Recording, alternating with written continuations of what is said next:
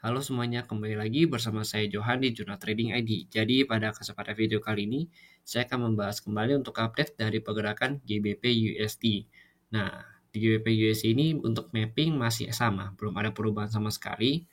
Karena kalau kita perhatikan juga target-targetnya masih belum banyak yang masih belum tercapai ya. Baru tercapai target 1 ini, kemudian target 2, target 3 ini belum tercapai sama dia. Kemudian target keempat juga belum tercapai sama dia.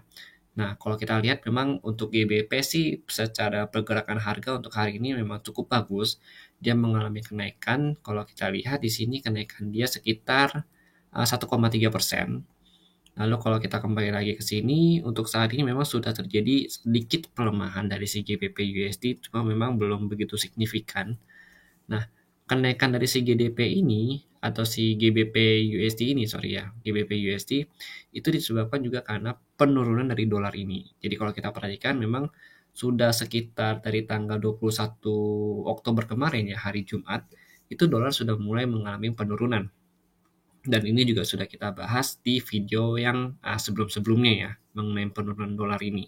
Dan ternyata penurunan itu juga masih terus berlanjut sampai hari ini di tanggal 27 Oktober ya.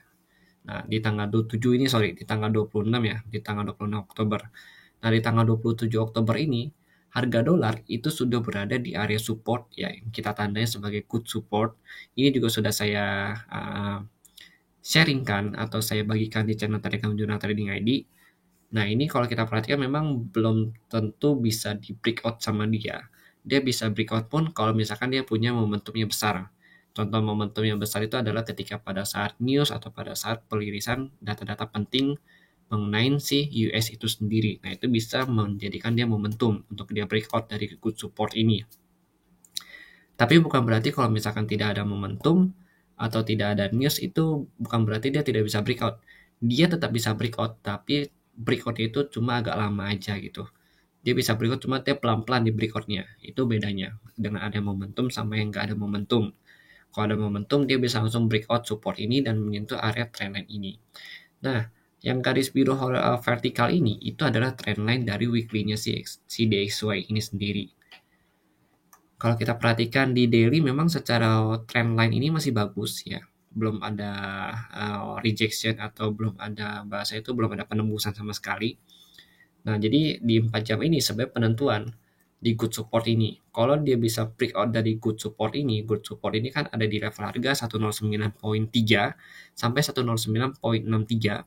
Itu penentuan. Jadi kalau misalkan dia bisa breakout dari sana, maka si support ini sudah habis dan berganti menjadi resisten. Nah, itu potensi untuk breakout turun dari weekly trendline itu lebih besar.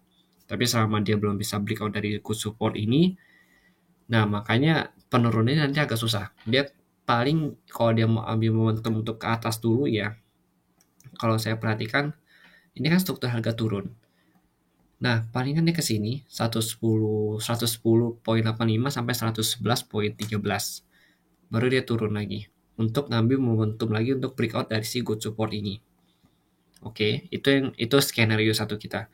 Tapi kalau misalkan begitu dia naik dan dia breakout dari 111.13 ini, ya yang ini ya, berarti kan dia breakout dari kotak ini. Dia akan kejar lagi resisten atas ini, 112.07. Nah, artinya di sini adalah supportnya si support ini itu belum bisa ditembus sama dia. Dan struktur harga turunnya juga sudah rusak. Karena kan kalau kita perhatikan ini ada height-nya dia. Jadi kalau struktur harga turun itu dia nggak boleh break dari height-nya dia yang sebelumnya. Sedangkan kalau dia breakout dari 111.3.13 ini, artinya dia sudah break dari height dia sebelumnya. Berarti struktur turunnya sudah rusak. Dan berganti lagi jadi struktur harga naik. Kalau di 4 jam ya, itu yang harus kita perhatikan yang pertama. Jadi itu untuk DXY, itu ya, itu untuk DXY, note saya untuk hari ini di tanggal 27. Kemudian kalau untuk GBP USD, itu kita perlu perhatikan dari level 15.913, kemudian di level 14.364 ya, dan 14.856. Kenapa kita perlu perhatikan di sini? Nah, karena ini adalah low-nya dia. Kalau kita perhatikan di 4 jam, ini low-nya si GBP USD ini sendiri gitu. Nah, di sini, ini low-nya dia. Jadi kalau misalkan si DXY ini dia retest ke sini, si GBP USD juga potensi untuk turun ke sini lagi ke 14.364 ya sampai 14.856 ya, dia potensi ke sini lagi turun. Nah, dia tidak boleh break dari sini, dari low-nya dia, karena syarat untuk struktur harga naik dia tidak boleh break dari low-nya dia.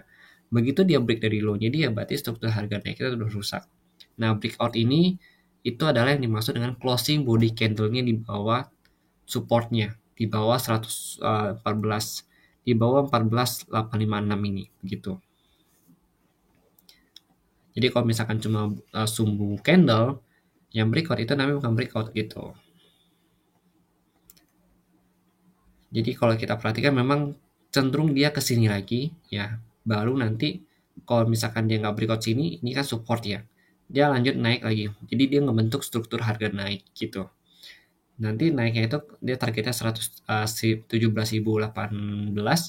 kemudian 18.064 sampai tertingginya itu kalau kita perhatikan ya, untuk besok itu di sini di 20.258. Nah, itu untuk ini area breakout-nya dia juga yang belum di retest sama si GBP USD ini sendiri.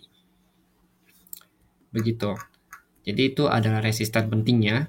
Kemudian kalau untuk support penting yang tadi yang saya sebutkan ya, terutama di bawah sini,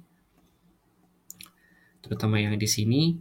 Kemudian supportnya lagi itu ada di 12.569 sampai untuk supportnya lagi yang saat ini masih berlaku itu di 10.573 sampai 11.029 itu.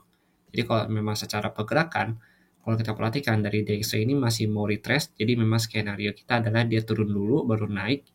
Nah, dari sini kita perlu perhatikan, kalau dia breakout sini berarti skenario kita adalah sell di sini gitu. Kita sell dengan harga turun targetnya di sini begitu.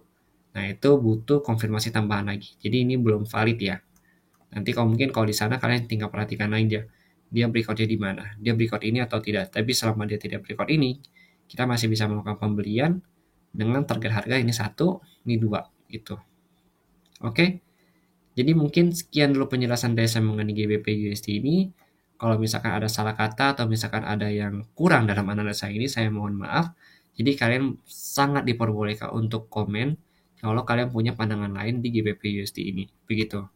Terima kasih dan sampai jumpa pada video berikutnya.